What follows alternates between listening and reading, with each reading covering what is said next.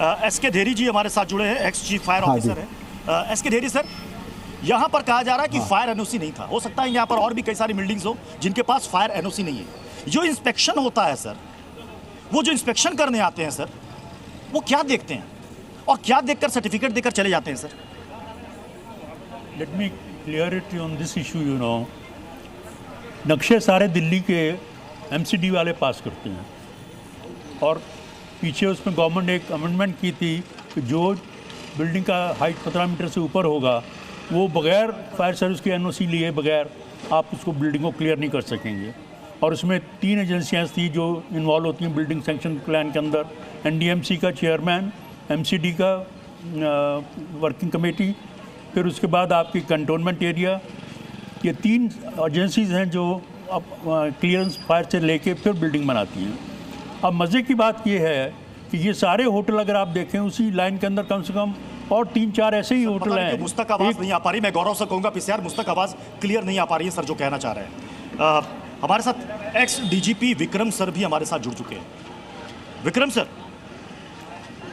यहाँ पर अगर कहीं कोई समरसीबल खुदता है तो वहाँ पर तुरंत एमसीडी पहुँच जाती है, इवन पुलिस भी पहुँच जाती है कि अरे इसकी परमिशन है या नहीं है। जब ये सर इलीगल कंस्ट्रक्शन होता है तो क्या ऐसा हो सकता है कि एमसीडी और लोकल पुलिस थाने को इसकी जानकारी नहीं होती होगी?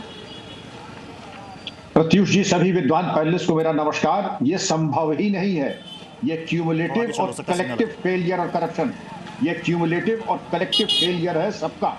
आरोप प्रत्यारोप नहीं, सब जिम्मेदारी उन्हें अपनी। एसके धेरी साहब ने बिल्कुल सही कहा कि जो लोगों की एजेंसीज की जिम्मेदारी थी सबने अपनी जिम्मेदारी से हाथ धोया और वो नहीं किया जिसकी की वो तनख्वाह लेते।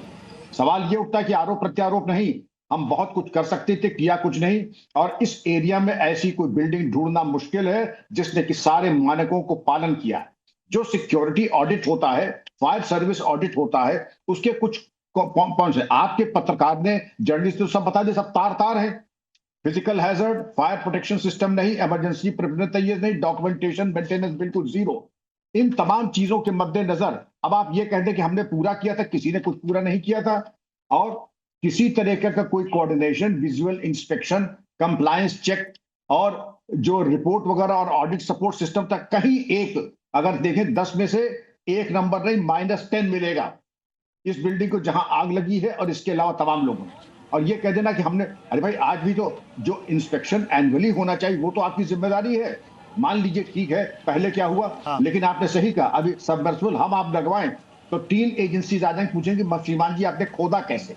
लेकिन ये जो है बड़ी बड़ी अट्टालिकाएं बन गई, बेसमेंट में 10-10 कमरे बन गए, इसमें कोई पुसाल नहीं, क्योंकि ये नूरा कुश्ती है, सब बराबर के हिस्सेदार हैं, सब बराबर के हिस्सेदार हैं। मैं आरोप लगा रहा हूं और मैं उम्मीद करता हूं कि हमारे प्रवक्ता महोदय यासीर साहब, मैं उम्मीद करता हूं कि 24 घंटे में दिल्ली कुर्बानी मांग रही है, कुछ कुर्बानी की हम उम्मीद करते हैं। हम आपकी बात को फेस वैल्यू पे ले रहे हैं, लेकिन बहुत ज्यादा तबाही दिल्ली ने देख ली है। कम से कम अब कुछ ऐसा है कि हम अपने पाप का प्रायश्चित कर लें।